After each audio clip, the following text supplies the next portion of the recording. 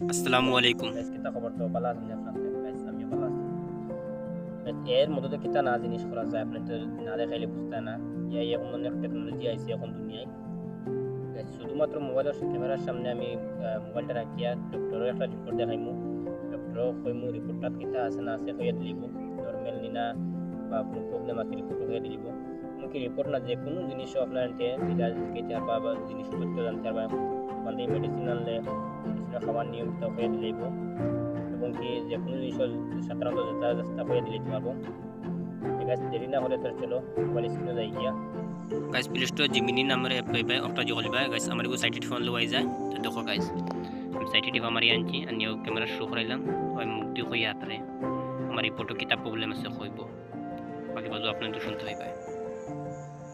এই রিপোর্ট থেকে আপনার সিরাম ক্রিয়াটিনিন মাত্রা দেখা যাচ্ছে। এটি 0.6 mg/dl আছে, যা নর্মাল রেঞ্জের মধ্যে পড়ে। আপনার রক্তে ক্রিয়াটিনিনের মাত্রা ঠিক আছে, তবে সম্পূর্ণ রিপোর্ট দেখে এবং রোগীর অন্যান্য অবস্থা বিবেচনা করে একজন চিকিৎসকই সবচেয়ে ভালো মতামত দিতে পারেন। শুধু এইটুকু দেখেই সবটা বলা সম্ভব নয়। আপনার কোনো নির্দিষ্ট গাইস তারা আমি অন্য কইছি মানে অন্য আর এখন রিপোর্টের কথা কইতাম রিপোর্ট আমি পেজ করি এই রিপোর্ট থেকে আপনার HbA1c গ্লাইকেটেড হিমোগ্লোবিনের মাত্রা দেখা যাচ্ছে, যা 5.5% আছে। এটি নর্মাল রেঞ্জের মধ্যে পড়ে এবং ডায়াবেটিস কন্ট্রোলে থাকা বোঝায়। আপনার ব্লাড গ্লুকোজের মাত্রা বর্ডার লাইন এলাকা থাকলে চিন্তার কারণ হতে পারে। আপনার কোনো প্রশ্ন থাকলে অবশ্যই জিজ্ঞেস করতে পারেন। গাইস তারা আমি ধন্যবাদ জানাইছি। Thank you.